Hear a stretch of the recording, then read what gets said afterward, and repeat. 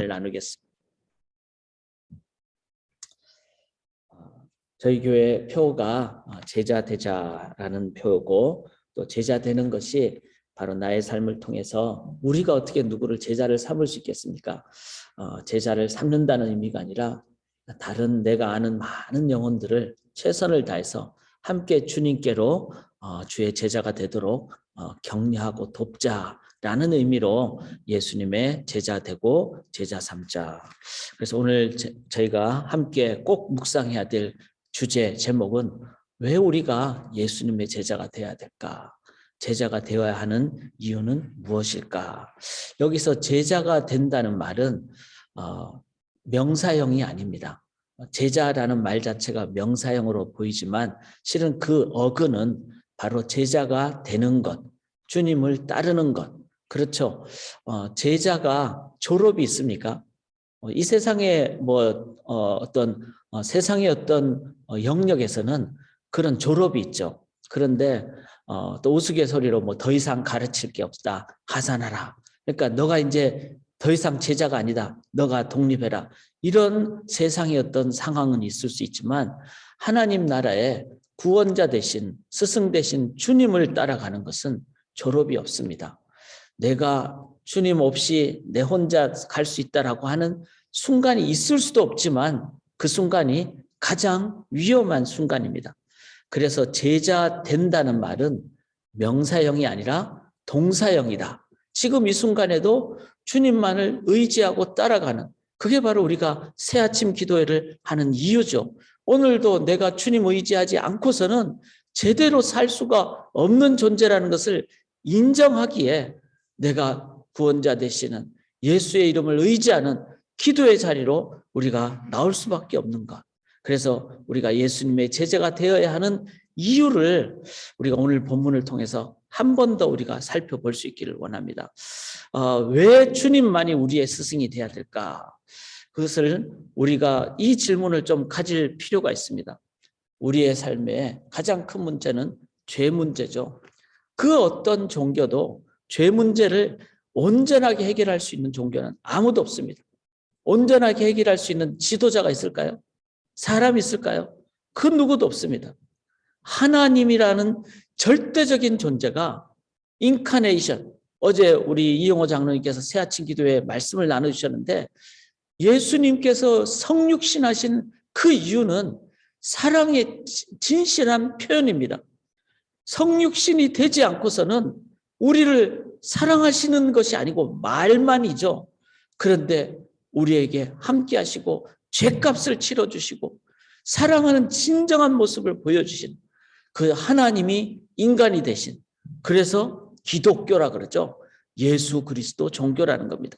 종교라는 것은 말이 안 되는 겁니다.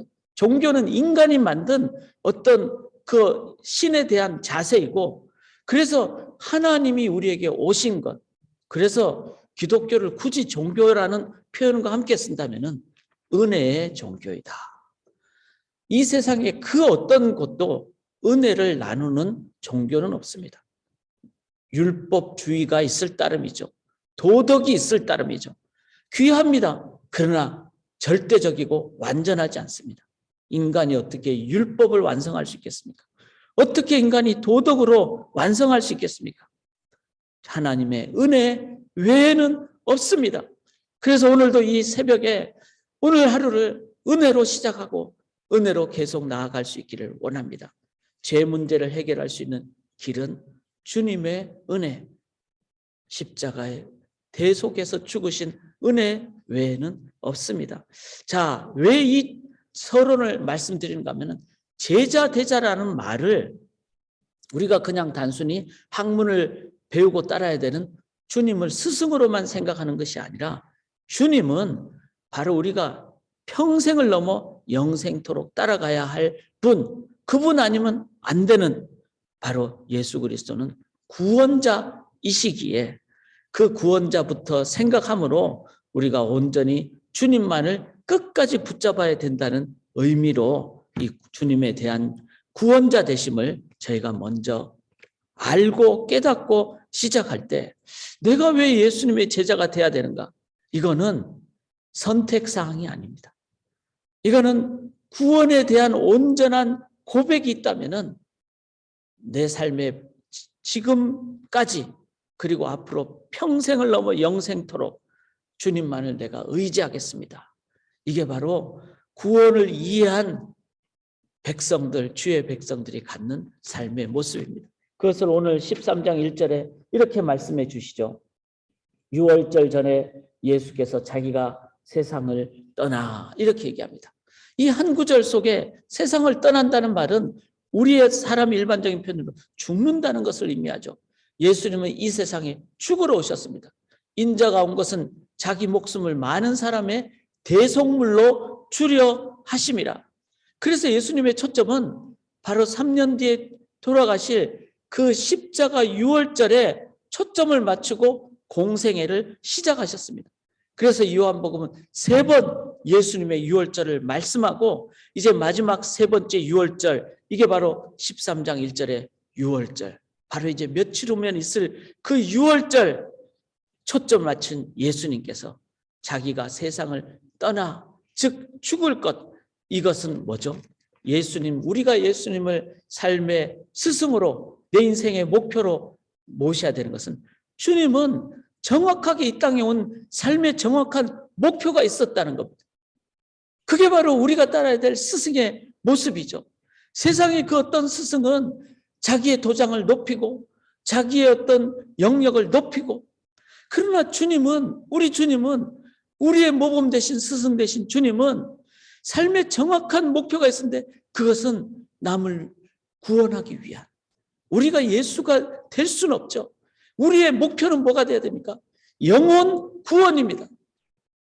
그게 바로 우리가 따라가야 될 스승께서 가르쳐 주신 삶의 목표입니다. 여기 8절 보시면 베드로가 이르되 내 발을 절대로 씻지 못하시리다. 예수께서 대답하시되 내가 너를 씻어주지 아니하면 네가 나와 상관이 없느니라. 주님은 우리의 몸을 다 씻어주신 분이십니다. 주님이 깨끗게 하셨는데 누가 나를 막 너는 이것밖에 못해, 너는 이것도 안 돼, 그렇게 아무리 억울한 소리를 들어도 우리는 담대하고 당당해야 됩니다. 왜? 주님이 나를 씻어주셨는데 누가 나를 더럽게 한다고 말할 수 있겠습니까?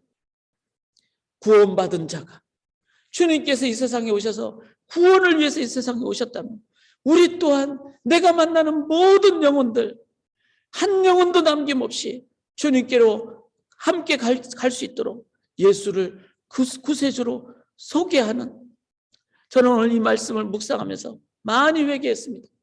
살다가 보면은 나는 이것도 좀 해야지 저것도 좀 해야지, 물론 필요합니다. 그러나 그것은 실은 부차적인 것입니다. 영원히 하나님 앞에 돌아가면은 영원히 누릴 엄청난 기쁨의 보석 같은 요한계시록에 그 삶이 있는데, 그것도 영원히 있는데 이 세상에 살면서 조금 다른 것 적게 해도 됩니다. 덜 먹어도 되고 덜 즐겨도 됩니다. 우리가 이 땅에 사는 동안에 예수님처럼 유월절에 초점을 맞추고 내가 세상을 떠나는, 즉 내가 대속물로 사람들의 삶이 되는 영혼을 구원하기 위한 우리의 삶의 목표를 정확하게 가지신다면 우리는 주님의 올바른 제자가 된 줄 믿습니다. 또 1절을 보시면은 세상을 떠나, 그 다음에 요한은 너무나 정확하게 기록하죠. 아버지께로 돌아가실 때가 이런 줄 아시고, 세상은 죽음을 끝이라고 얘기합니다. 그런데 예수님은 나의 십자가의 죽음이 부활을 넘어 내가 아버지께로 돌아가는 것이구나. 마찬가지입니다. 우리의 영혼은 하나님의 손에 달려있기 때문에 영원한 존재입니다. 그런데 하나님을 떠난 자는 영벌이죠. 하나님을 의지하는 자는 영원한 하나님과 동행하는 것이 영생의 의미입니다. 우리의 육체적인 죽음이 끝이 아니라는 것을 이해할 때 저는 2가지밖에 없다고 생각합니다. 하나는 영벌 받지 않도록 내 영혼과 내가 만나는 영혼들을 향하여 우리의 모든 최선을 다해서 복음애로 이끄는 것. 2번째는 나의 육체적인 죽음에 대해서 이제는 담대하고 두려워하지 않고 그 순간은 하나님께서 아시기에 나는 나에게 맡겨진 삶을 최선을 다해서 영혼을 사랑하며 살아가는 것, 죽음을 두려워하지 않는 삶, 이게 바로 삶의 가장 중요한 원리입니다.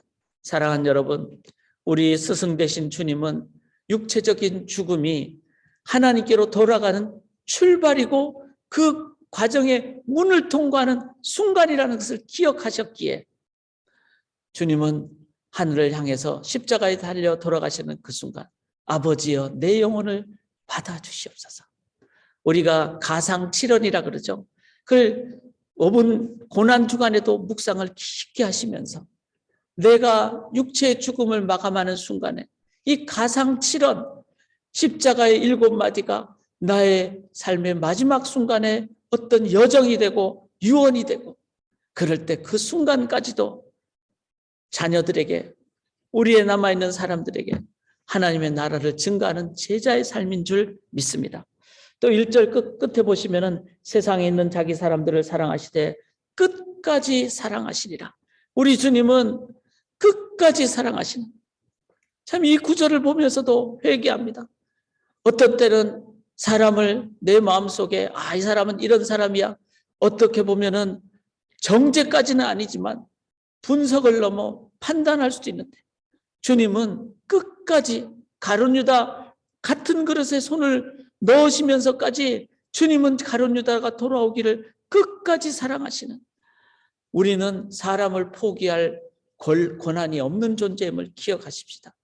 우리는 끝까지 사랑하는 의무만 있는, 책임만 있는 존재임을 기억하시되 스승 되신 주님은 끝까지 사랑하시는 모범을 보여주셨습니다. 우리가 왜 주님만을 따라야 될까요? 여기 5절에 보니까 대야에 물을 떠서 제자들의 발을 씻으시고 그 두르신 수건으로 닦기를 시작하시는, 제자들의 발을 씻어주시는, 이거는 노예만이 하는 것인데 주님은 마지막 순간까지도 세상에 너희들이 높아지는 것으로는 결코 세상의 문제를 해결할 수 없다. 세상에 겸손한 그 섬김의 자세가 있을 때 이 세상은 비로소 해결이 된다. 저는 맞다고 믿습니다. 교회에서 모든 직분자들이 이제 4월 첫째 주에 직분인지 임직식을 하는데, 우리 직분자뿐만 아니라 모든 성도님들이 교회 안에서 서로 발을 씻겨준다면 교회는 문제가 없습니다. 우리 교회가 그렇게 될 때. 그런데 특별히 이 발을 씻는 것을 10절에 예수께서 이르시되 이미 목욕한 자는 발밖에 씻을 필요가 없느니라. 발을 씻는다는 것은 단순히 누구를 섬기고 낮아지고 이런 것을 넘어서 몸을 씻은 자는 무엇도 씻어야 될까요? 이 세상에 살면서 발도 씻어야 된다는 겁니다. 몸의 의미는 우리의 존재를 의미하죠. 하나님의 자녀가 됐습니다. 그러나 이 세상 사는 동안에 세상이 다니기 때문에 먼지 묻고 더러운 것이 묻는 발, 그 발은 계속 씻어야 되겠죠. 자주 씻어야 되겠죠. 이것 또한 주님께서 가르쳐 주신 신앙의 원리입니다. 사랑하는 여러분, 발냄새 나면서 다닐 수가 없겠죠. 마찬가지로 죄 냄새를 풍기며 다닐 수가 없습니다. 그러므로 몸을 씻음 받은 주의 백성들은 오늘도 이 새벽에 하루를 시작하기 전에 내 발을 주님의 손에 맡겨드리고 주님의 보혈의 피로 씻어 주시옵소서. 그렇게 주님의 보혈을 의지할 때 깨끗한 발로 냄새나지 않는 삶으로 우리가 사람들에게 주님의 향기를 바라며 다가가게 될 줄 믿습니다. 10절을 한번 보십시다. 끝에 보면은 너희가 깨끗하나 다는 아니니라. 주님은 우리의 마음 중심을 보십니다. 우리가 누구를 볼 수는 없죠. 그런데 이 원리는 주님은 내 마음을 아신다는 거죠. 그래서 스승 되신 주님께는 다 고백해야 됩니다. 그리고 다 알아야 됩니다. 수고하고 무거운 짐진 자들아, 다 이거는 누구든지의 의미도 있지만 너가 가진 고민과 괴로움과 아픔 다 내게로 가져라. 이게 바로 새벽 기도의, 개인 기도의 내용이라고 저는 믿습니다. 주님 앞에 한나처럼 정말 남들이 들을 때는 미쳤다고 할 그런 고백도 주님은 다 받으신다는 걸 기억하며 내 마음만큼은 주님께 다하려는 저희가 되기를 원합니다.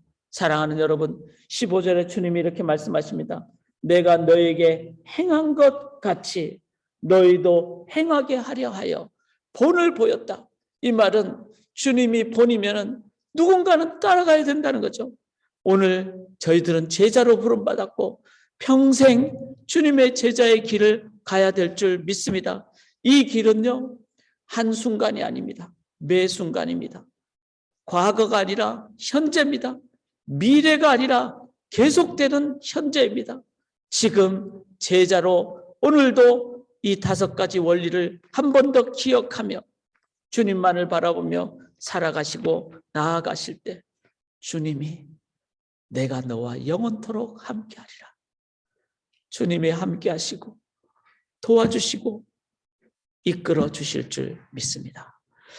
사랑하는 주님, 우리를 사랑하셔서 끝까지 사랑하신 주님의 사랑을 기억하며 그 은혜를 기억하며 오늘도 주님 앞에 마음의 무릎을 꿇습니다.